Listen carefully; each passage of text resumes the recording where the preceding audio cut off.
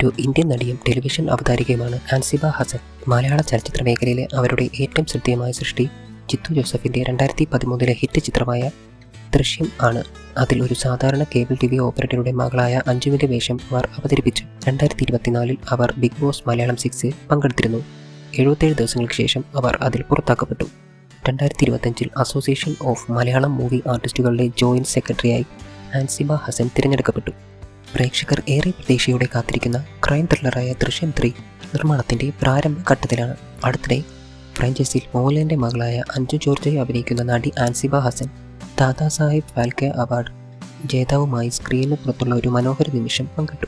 ആൻസിബ ഹസൻ അടുത്തിടെ ജിമ്മിൽ പോകുമ്പോൾ ഇതിഹാസ നടനൊപ്പം നിൽക്കുന്ന 2 ചിത്രങ്ങൾ പങ്കുവച്ചിരുന്നു. ജിത്തു ജോസഫിൻ്റെ ഏറെ പ്രതീക്ഷയോടെ കാത്തിരിക്കുന്ന ത്രില്ലറിൽ ജോർജ് കുട്ടിയെ തിരിച്ചെത്തുന്ന മോഹൻലാൽ, ജോർജ് കുട്ടിയും അഞ്ജു ജോർജും ദൃശ്യം 3 ആരംഭിച്ചു എന്ന ടാഗോടെയാണ് ആ ഫോട്ടോ അവർ പോസ്റ്റ് ചെയ്തത്.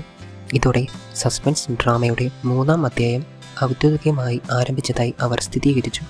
കുറച്ച് ദിവസങ്ങൾക്ക് മുമ്പ് മോഹൻലാൽ തന്നെ ചിത്രത്തിൻ്റെ പൂജാ ചടങ്ങിൽ നിന്നുള്ള ചിത്രങ്ങൾ പങ്കുവച്ചിരുന്നു.